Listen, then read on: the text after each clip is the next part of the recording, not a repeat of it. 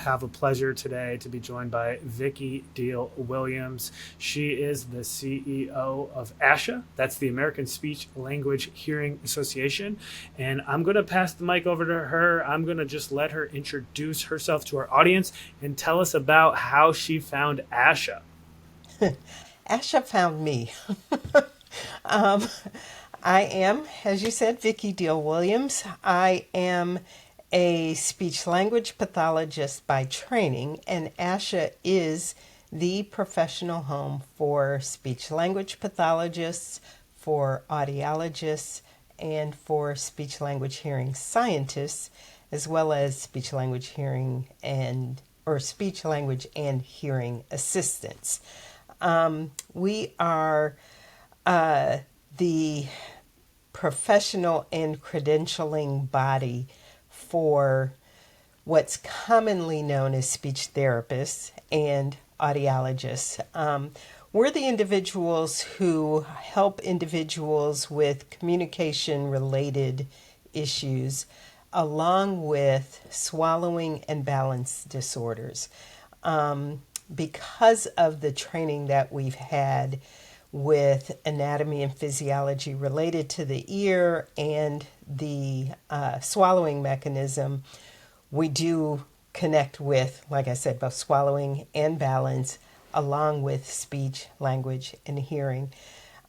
We work with individuals from birth to the end of life, and those issues range from anything from the ability to communicate with loved ones, the ability to communicate effectively in different kinds of settings, whether it's at work, whether it's at school, whether it's to increase one's ability to learn, whether it is to work using some kind of an augmentative device, whether it's to regain function, whether it's to gain function that an individual didn't have before, but across the lifespan. And most people know a speech language pathologist or an audiologist because there are 241,000 of us.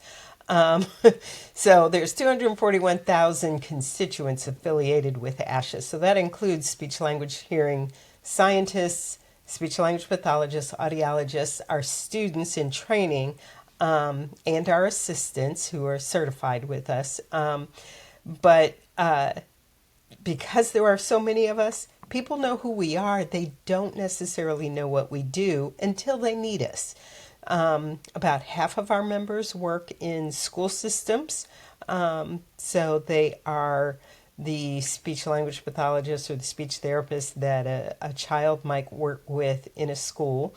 They are also the individuals that somebody might work with in a hospital setting where someone's had a stroke or a car accident or some kind of a traumatic brain injury.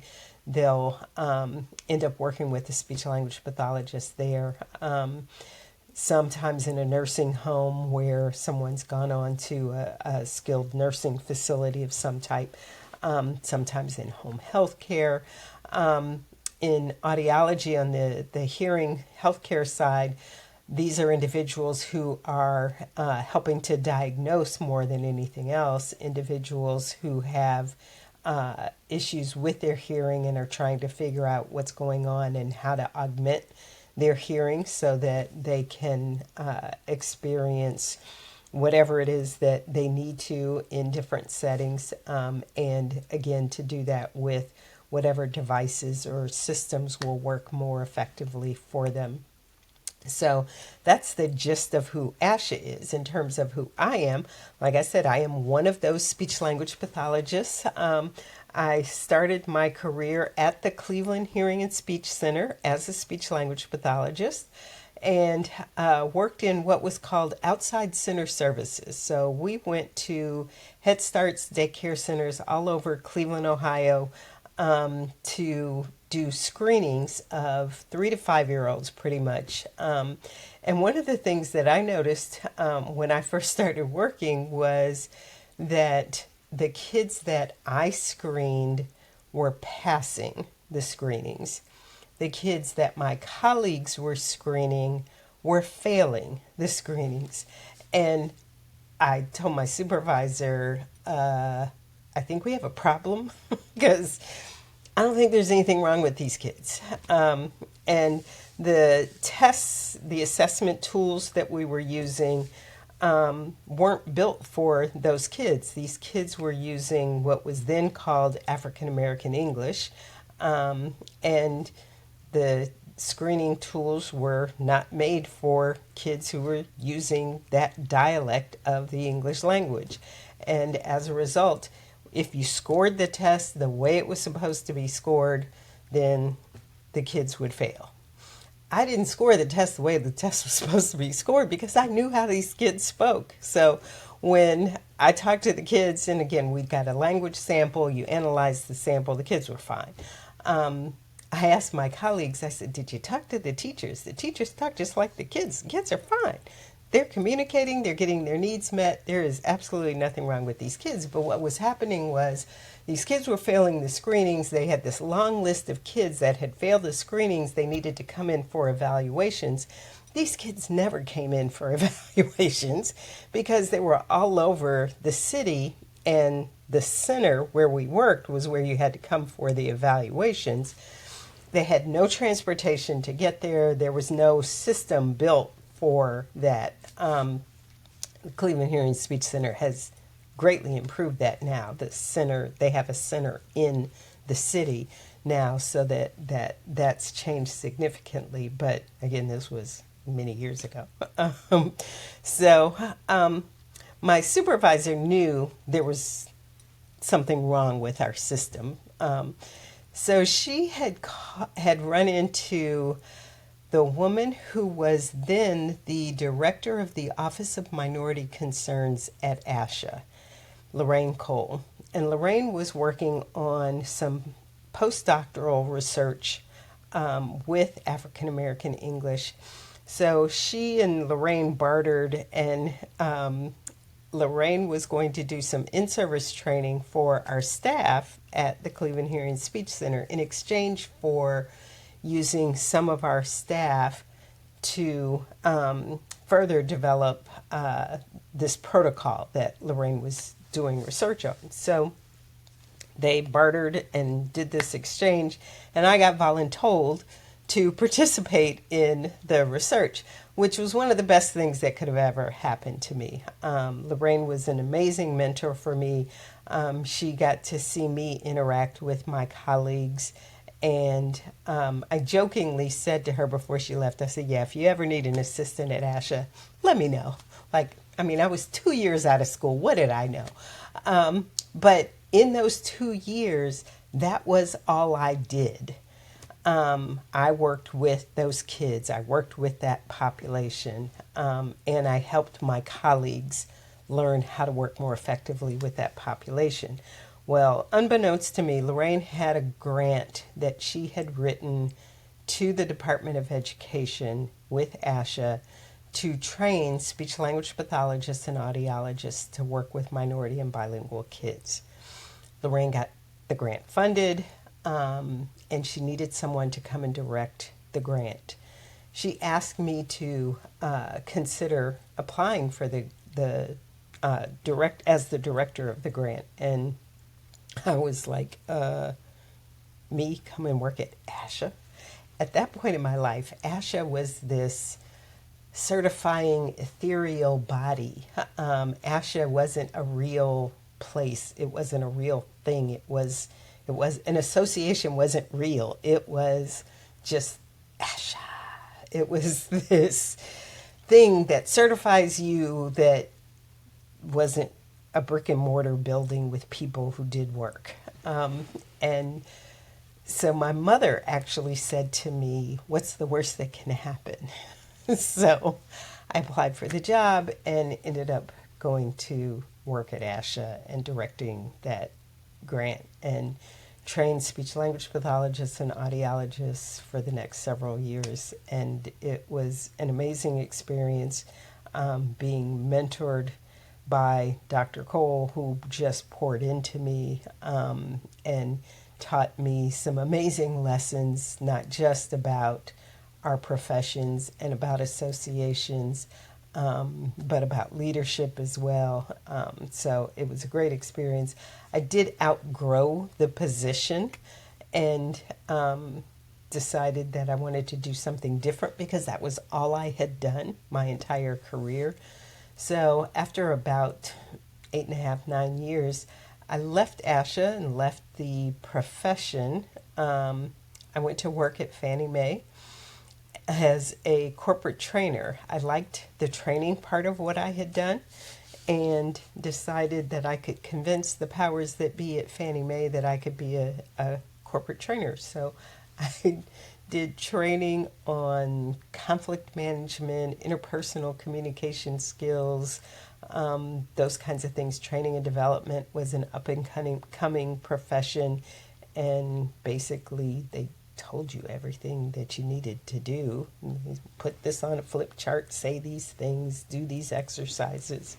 And I kind of made it my own.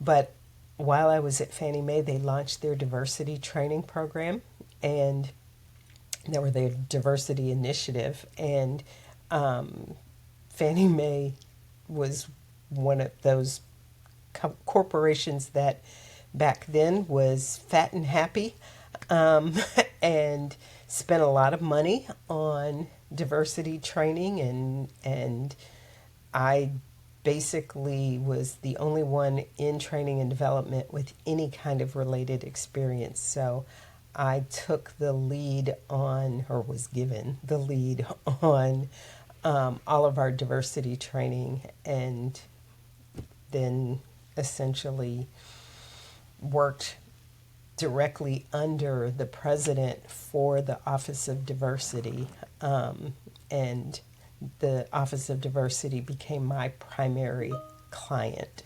And as a result, I worked with the Office of Diversity for the remaining years I was at Fannie Mae. And a friend of mine told me that ASHA was undergoing a restructure and that I should consider coming back and marrying my skills. I came back into the Chief Staff Officer for Multicultural Affairs role, and then 4 years ago now moved into the CEO role. So I've been at ASHA the majority of my career. Yeah, I mean, 28 and a half years is how long you've been at ASHA since leaving Fannie Mae, is what I understood. And it feels like back then, or a little bit before then, it feels like associations had this aura to them where they weren't really people. They were more kind of like this institution that was like faceless and governing and all this type of thing. Do you think associations still have that reputation nowadays, or is there more of a humanized face to things given social media and all that type of thing? I think it's still evolving a little bit, but I think it's much more human than it was before. And to one of our former executive directors' credit, he was one of the first who, when I came back for that restructuring, I came back because he wanted to basically make that connection. We came back and we created a culture where we wanted to essentially humanize the association, humanize the national office.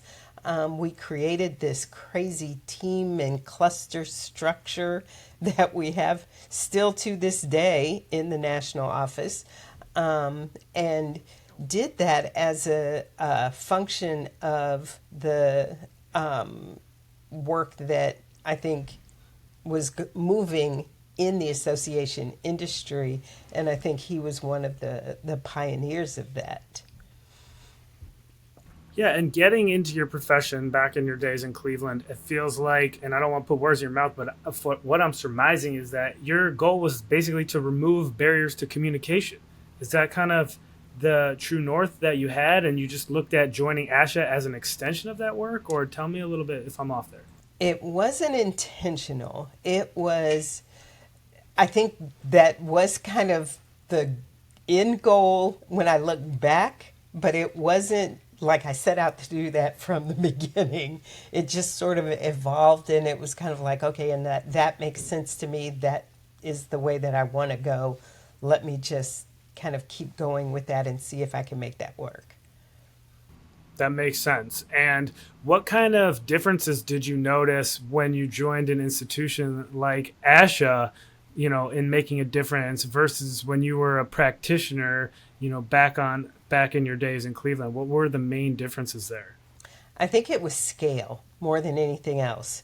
Um, and part of my thinking, because I loved the work that I did, and the work that I did with the kids was so fulfilling, and I had to convince myself that I could make a bigger difference if I could help more people do what I knew was the right thing to do, because I saw people doing things that they weren't intentionally trying to do the wrong thing. They were trying to do the right things.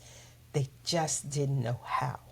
And if I could help them figure out how to do it so that kids weren't being penalized, so that there were better systems in place, then we would all be better off. So it was, how could I scale what I knew was the right way to do this work?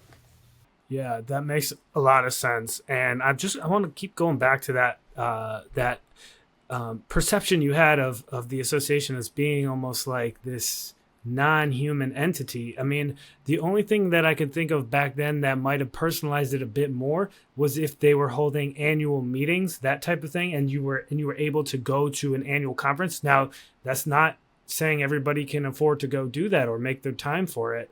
But was that a part of the picture back then or no?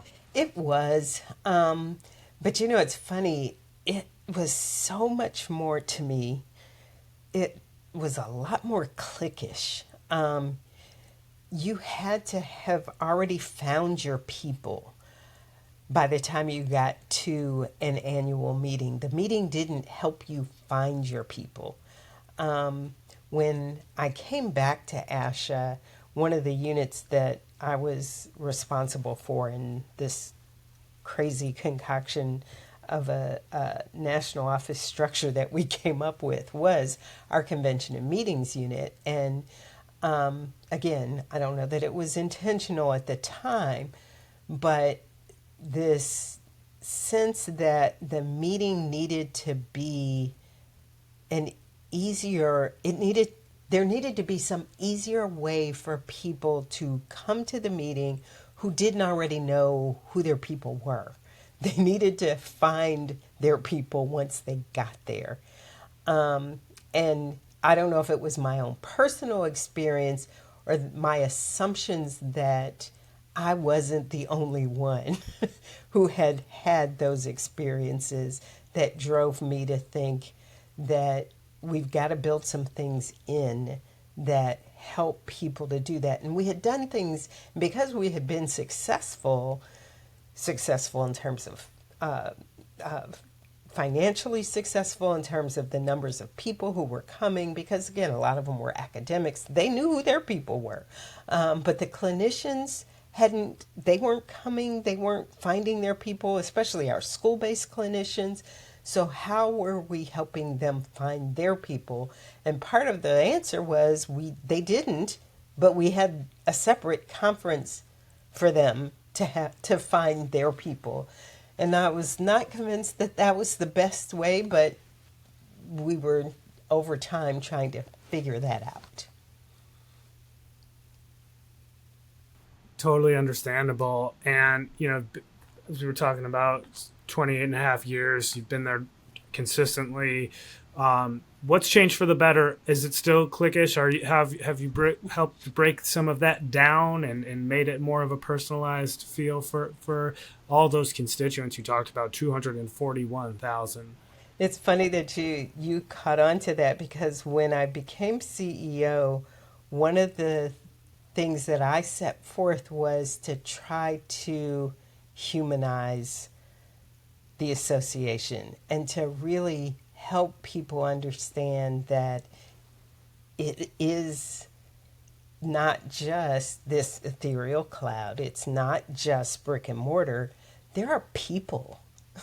There are people associated with our national office. We have a staff of over 300 people.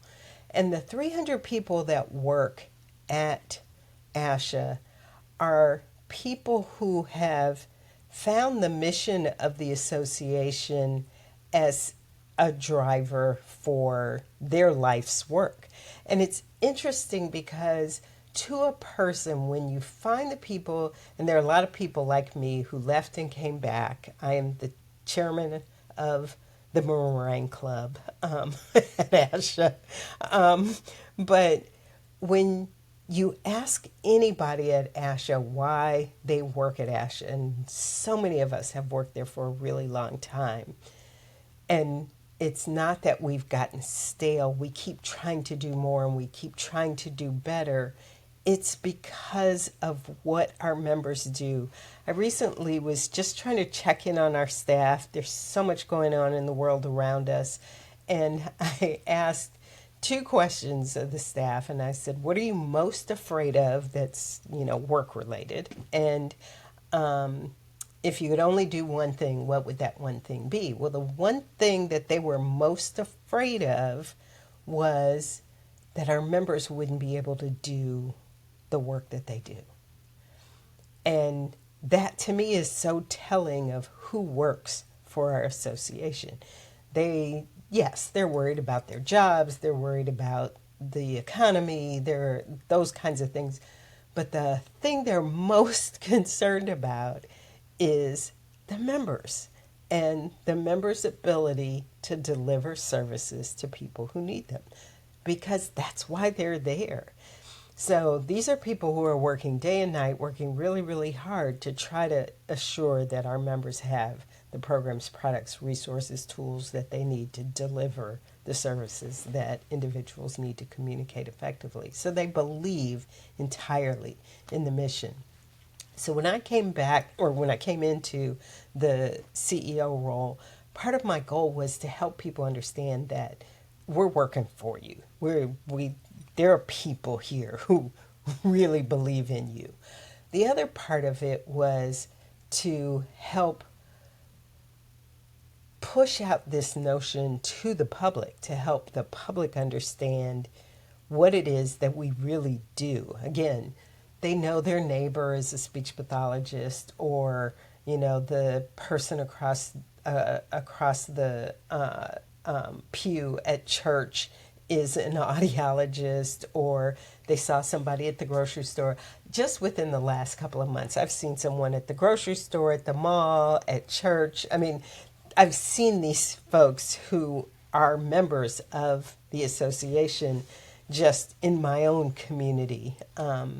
And so I know that people know who we are. They don't necessarily know what we do. Like I said, until they need us. It'd be nice if they know that we're here and we're available before they need us. Because if we could prevent some of this trauma that causes some of what results in communication disorders, we might be able to not be needed as much as we actually are. So the goal is to help people understand, and when they do need us, we want them to be able to find us. Well, this has been an honor to spend some time this morning with Vicki Deal Williams. She's the CEO of ASHA, the American Speech Language Hearing Association. And as we wrap up here on this episode of 6 Degrees of Associations, we like celebrating all things mentorship, all things giving shout outs to people that have been maybe helpful to you in your career, or someone you really admire in the association profession. So as I give you the final word here, is there anyone in the association space that you think, the 6 Degrees of Associations needs to give a formal tip of the cap to, or maybe even have on the show to interview? Is there anyone you want to... I'm putting you on the spot here. I didn't even prep you on this. I'm just realizing. But go ahead, and if you do have someone, let us know. There are a couple of people actually that come to mind. Sherry Sisay-Tufor. Sherry is the CEO. Let's see if I can get her association right. It is the Pediatric Nurses Certification Board. So it's pediatric nurses. It's the group that certifies pediatric nurses. And then the other person is Deborah Ben Avram. And Deborah is the CEO at the association, and they rebranded when she became CEO. It's the Association for the Advancement of Blood and Biotherapies, I believe. It used to be blood banks, but I think it's blood and biotherapies now. Yeah, those are two great names. And again, Vicki Deal Williams, we couldn't be more grateful for your time today. Someone who has spent so much time in associations and has made differences on such a large scale as we talked about. I really enjoyed our theme today of kind of how associations can better humanize themselves. And I think that was a good theme of today's episode. And again, Vicki, thank you for your time. Absolutely. All right. We'll see you next time, everybody.